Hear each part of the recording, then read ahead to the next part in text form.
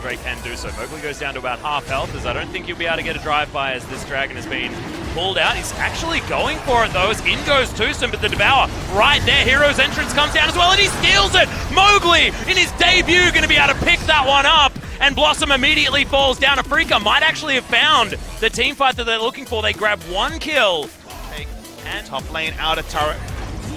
Plenty of people from SKT, and they want to force. Yeah, Fate's Call actually going to come down from SKT to begin this fight, as Kuro does have the option of throwing in the ultimate. Mowgli just going to use the Let's Bounce to get out, and the Winds of War for disengage as well. Got clumped up. Well, they're looking to try and go in on Blossom to start this one off, but TusiN gets the quickness into the back line, and that's going to be Kuro heroically entering and picking up the first kill of the fight. Actually, the second as Wolf. The Catfish had already fallen. Yeah. And they even had positioning on the hero's entrance behind the front line of SKT. They zoned so well, they controlled space so well, and Afrika richly deserved the 26-minute Baron. Oh, absolutely outstanding. Watch Let's the have a look at it again. Remember that Cho'Gath is out of position. The Rakan goes into the backline at the same time the hero's entrance is used deceptively early to zone space. Bang and Faker both have to get out of the fight instantly. They do no damage at all. So makes his exit. Cowardly exit, but a strong one. Yep, could be in trouble, but he is actually going to use the Impale onto Mowgli. He doesn't actually care, he's just going to pop out, aiming, flashing over the wall to pick up these kills, and Wolf going to get critted to the face. Mowgli heading in. Stretch Armstrong going to pick up a whole host of CC, and he doesn't even go down to the Bloblets.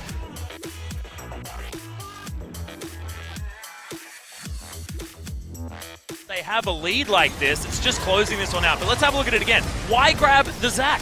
He was looking for just any target. He would have got the call to initiate, but unfortunately for him, positioning great for Kuro. By the time Escarna gets out, he's on low health. Aiming does have the balls to flash over and gets the profit as well as multiple members go down. Untard is caught in the strike. To the point where they can win a fight, because if they face check like this, well, Wolf's dead.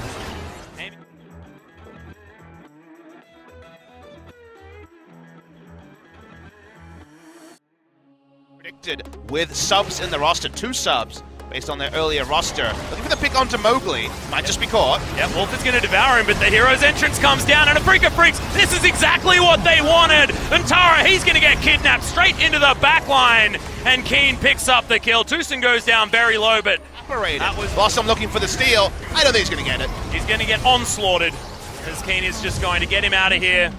Team fights and their execution has just been phenomenal. Yeah, we're going to see the replay here. They think they have the pick onto Mowgli, but by the time Faker and Blossom join, we've seen this so many times. Zac first controlling space, then the hero's entrance, and Faker and Bang, they can only walk one direction. It's away after a couple of rockets. Very little they can do. It hasn't been what he's been able to get into. In goes TusiN, the quickness is there. Everyone's evaporating. Wolf, I'm not even sure he was in the fight beforehand. He started off dead. It's a Featherstorm. He's going to lock down a triple kill for aiming. He's looking for a quadra, but he's actually not going to join in on this one. He wants to win the game. He's got his eyes on the prize. And Afrika Freaks 13-0 in the kills. This is a slaughter. Aiming is just killing people where they stand instantly with all his damage amps. They're going to go for the close, and there's nothing Bang can do. Absolutely not.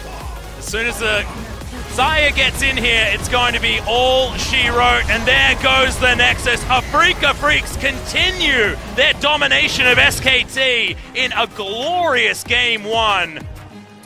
Man, the SKT fans really starting to scratch their heads in the audience here, Papa Smithy, because Afrika Freaks really had a schooling in that game. They pulled the execution when they needed to flawlessly, and Bang especially could only watch. Kalista ended the game. 0 kills, 0 deaths, 0 assists. There was nothing she could do. The damage numbers will not be impressive because the execution on the teamfight made it impossible for SKT to focus down a tank, chomp him down, silence him, and make it 5v4. It was 5v4 the way of Afrika before Cho'Gath could even get his rupture going. Yep, and if that game had have lasted, you know, say 15 minutes longer, 10 minutes longer, something like that, maybe you'd start talking about SKT finding their way back in, but It just wasn't the case. Afrika never leaving that door open more than an inch, and when they did, it was because they wanted to. And the irony shouldn't be lost that SKT just lost to a one-threat Galio comp. That's what SKT couldn't win with